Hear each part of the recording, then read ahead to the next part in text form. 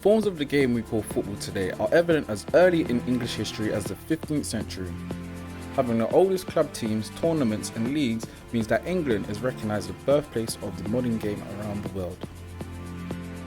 Growing up, most of my friends had aspirations of becoming professional footballers, dreams of being the next big English star, playing for the teams they supported, as well as playing against some of the best players in the world. As I never quite shared these dreams, I was interested to find out what drove those aspirations and where they had ended up. I joined some of my old friends at a local playing field as they prepared for a Sunday league team they had set up.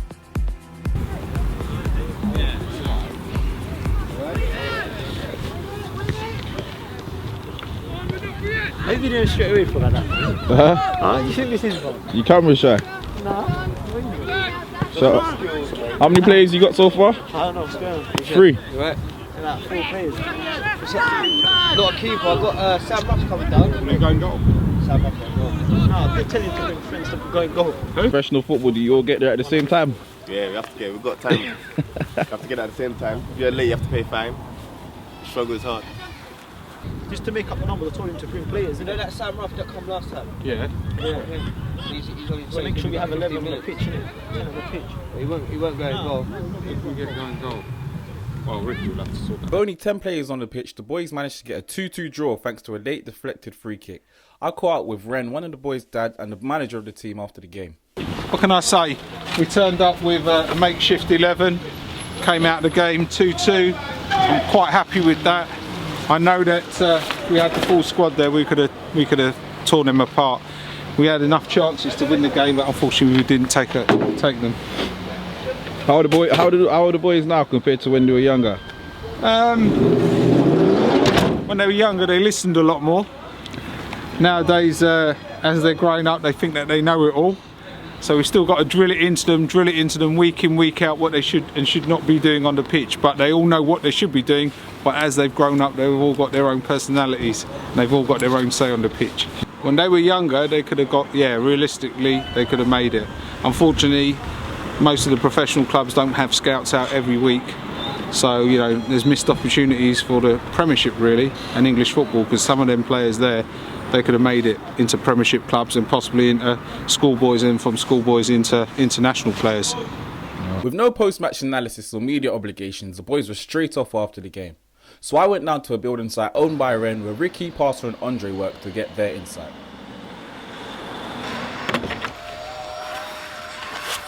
Jeez, what I'm saying, bro. Welcome to my job, innit? Come in, man. Go through to the office. My youngest memory to do with football is a good one, actually. It was in a cup final and I came on for 10 minutes. I wasn't supposed to play that game because I was actually grounded at home. I wasn't supposed to play, but my dad stuck me there to play. And I played 20 minutes because I didn't train the week before, innit? I played the 20 minutes and we were 4-0 down at the time. There's a bad memory and a good memory, innit? And obviously, one of my teammates passed the ball to me, a long-range pass over the top.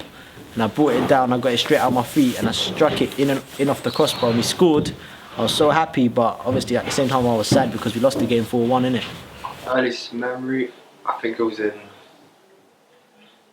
infant school where they used to send me to steal a little football to bring back to the playground and to play football for our lunch and twine everyone up. My earliest memories of football is as a kid just going to the park to play in the cage or on the grass, whatever, just kicking around with friends on my own. Just having fun, really. Would you say your interest in football was like natural, or people got you into it? Yeah, I think my interest was natural, as no one really pressured me to play or anything. I was always just done it for the fun of it. As a kid, just to have fun, really. My parents were never into football, so I had no influence from there, so it was just all from me, basically. What's the first team you got into outside of school? Our first team was Pinnacle when I was I think I went there when I was 12.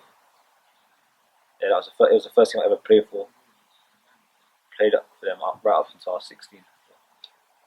Or do you have any experience with pro teams, trials and that? Nah, I never had a pro trial. What do you think that was because of? Probably wasn't good enough to play pro, really, or never got the opportunity. But Pro clubs I've tried for was probably my first one at 16. was at QPR and at Reading at the same age as well. Not great experiences because both were failures. But definitely a learning curve as well, learning about football in general at that level. My whole journey from when I was young until now in football has been a madness. Like I started at 10 years old, 9 years old at Pinnacle, and I played Sunday League for a long time, for a while.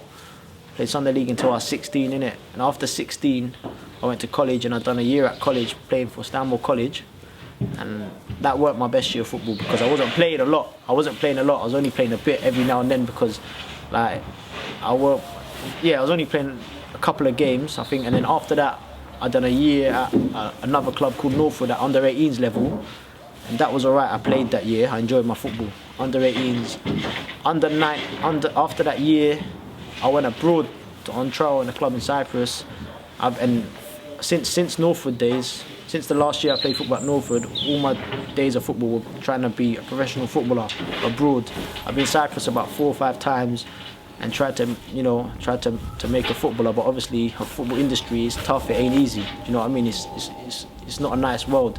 You know what I mean? There's clubs there that don't want to pay you money, etc., etc. And obviously I had a bit of bad luck in terms of getting a decent contract with good money. I went abroad, I went on trial, and it was a short trial, but it went well. At the end of the trial, I got offered a year's contract, a year's deal with a Cyprus Premier League team. But obviously, I came back and I had to go back for pre-season to sign it because when I went there, my trial was that the season had finished. I went back to sign in the beginning of next season, but unfortunately, with these clubs in Cyprus, I had bad luck to where the manager that wanted to give me a year's contract, they sacked him. So all the trialists that went back out there that weren't signed got put away. What factors do you think were to blame for you not being successful?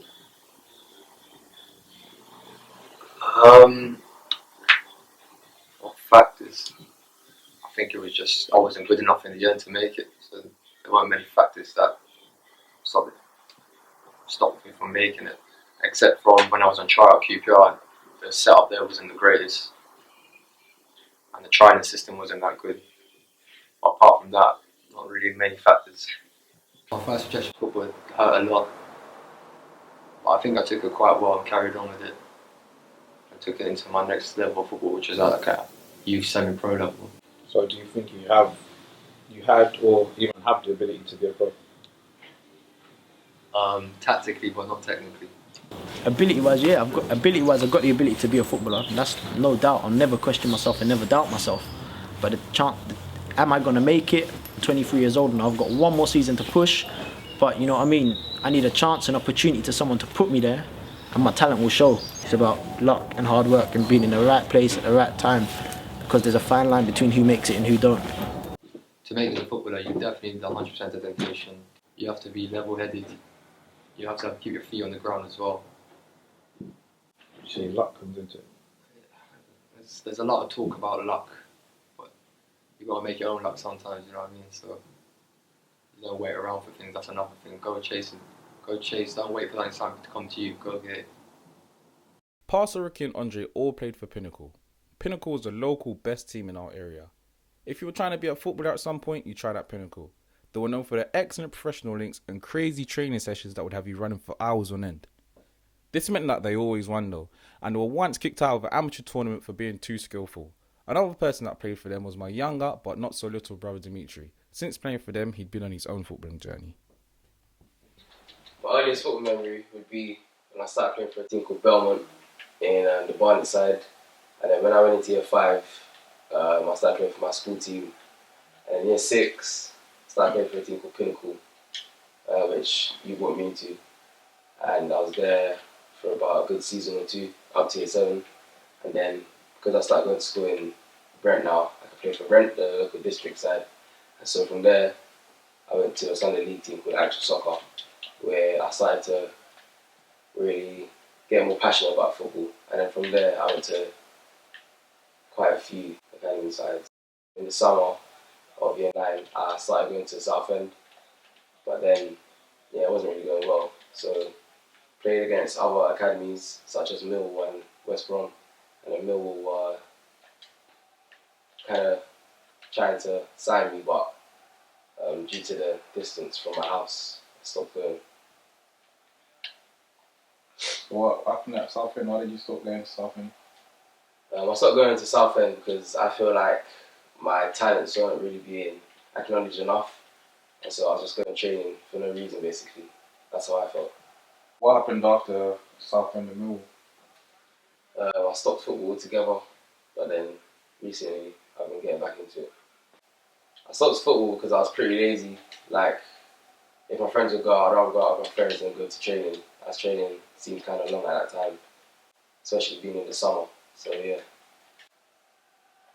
The thing that's making me want to get back into football is that's my overall passion for it, really.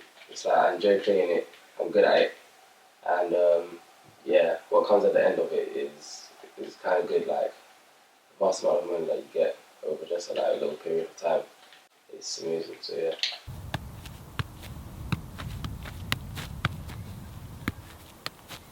Oi, Rusty. The dream for me would be to sign a contract to any professional club, really, and just get paid. As I was about to turn off the camera, Dimitri, my friend, and I began discussing dream transfers, and Dimitri's grasp on reality was a perspective I wasn't expecting. In the top 4 offering your contract, or anyone in the Premier League's offering your contract? If I wouldn't go top 4. Any team. Why? Yeah, because you think about it, look at the players that the top 4 have. This is mentality, yeah. Start at something small, work your way up, increase your price, go to a better team, be the best there. Because if you go to a top team where all the quality players are at and you're not getting any playing time, then you're going to be there, not getting playing time. Whereas if you go to the small team, getting playing time, you're scoring goals for the club, go to the big team. Dimitri's perspective was one that was refreshing and both relieving as an older brother.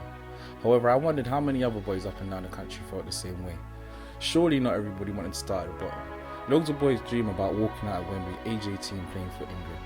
But I wondered how many boys were actually in tune with the harsh realities.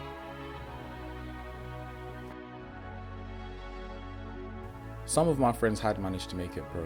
After spending most of his adult life professional and representing his country, my friend Eddie Shoddy decided to step away from the game earlier this year.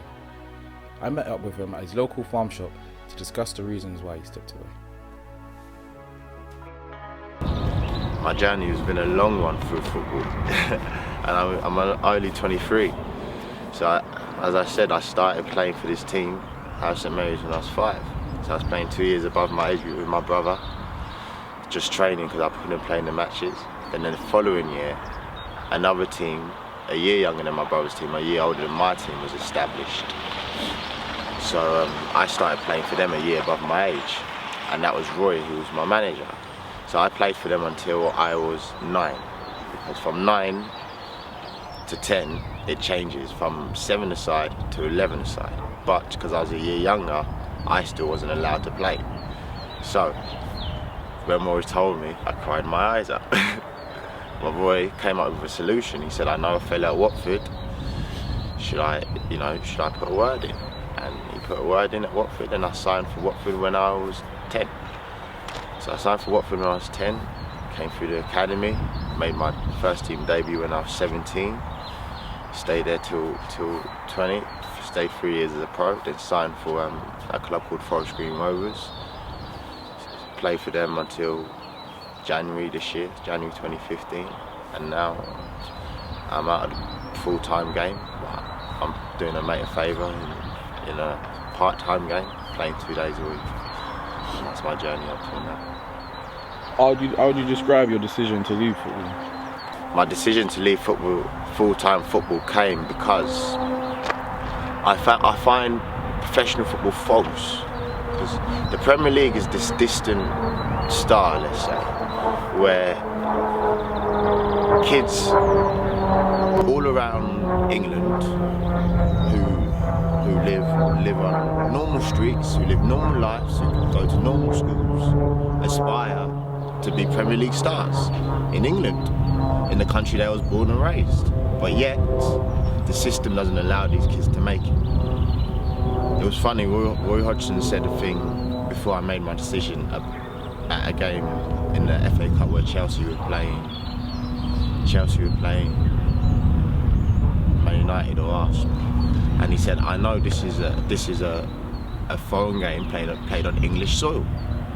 So, if that's the case, the England international manager is saying things like that, all that I'm striving for, am I going to achieve it? And I start to ask myself the question, will I be wasting my time? Can I do other things as well as enjoy playing football while I'm broadening my knowledge? Because football's taught me a lot. But am I going to get to the promised land where I've always aspired to? I thought the Premier League's so far away.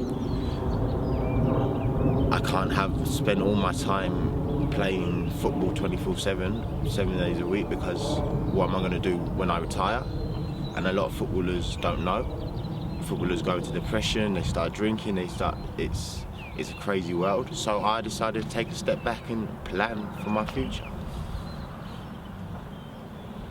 So would you say that if you're not realistically gonna make it into the Prem, then there's no point? I wouldn't say there's no point.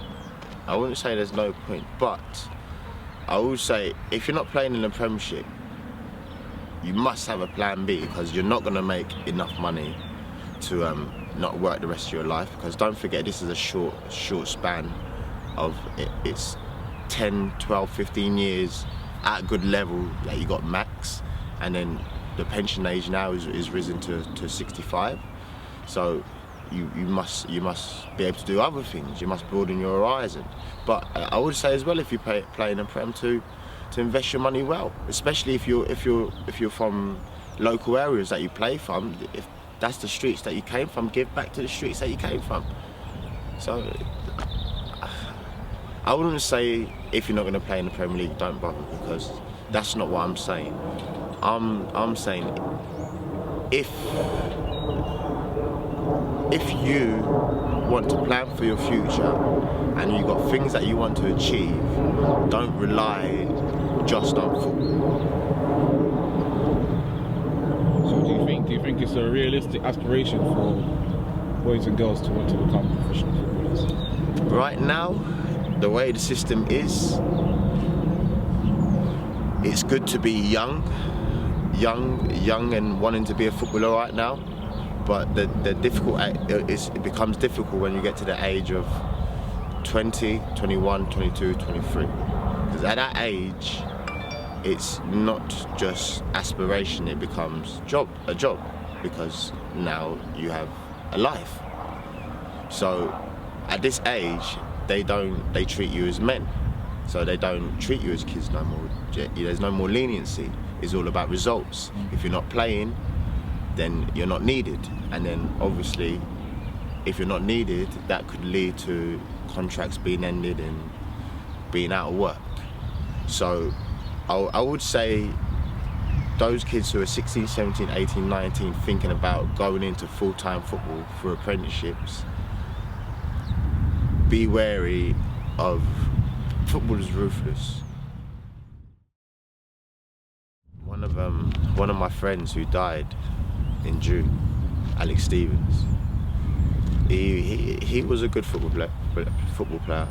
We came up together from 13 onwards, but sadly he didn't manage to make it into the professional game. He made it as an apprentice, but people don't understand the difference between being an apprentice in the professional game and being a professional.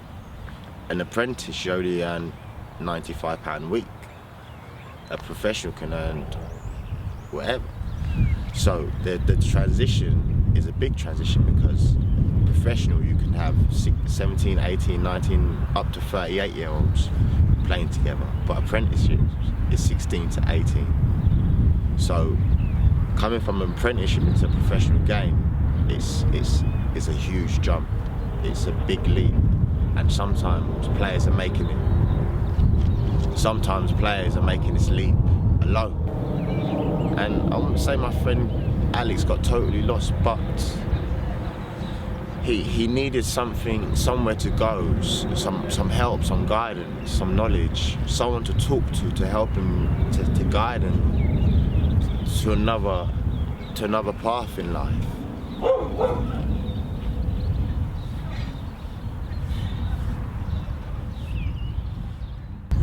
Football's an incredible game. Anyone who's got even a little speck of talent can go as far far as anything, because it's such a special game. Anyone from any part of the world, from any background, can aspire to be great at this sport, and that's why it's so great.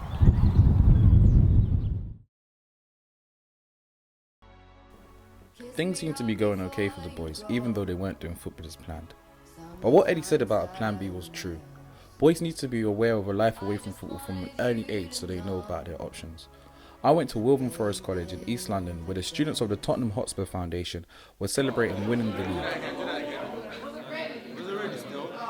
My name's Glenn Hicks. I'm the head coach of the Wilburn Forest College and Tottenham Hotspur Foundation programme. When we started the programme 4 years ago, of course, you know, these young boys are passionate about football, and we are too. It's our initial job with football coaches first and foremost. And so obviously we want them to compete and want them to progress in football.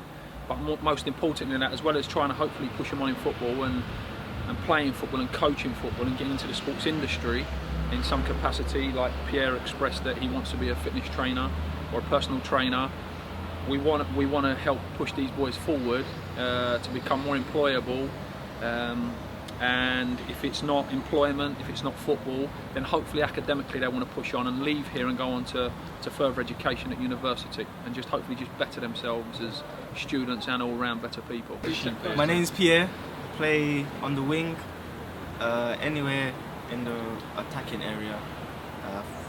Roughly 20 plus goals. Not sure. My name's Matthew. I am captain of the H&C team. I play right back.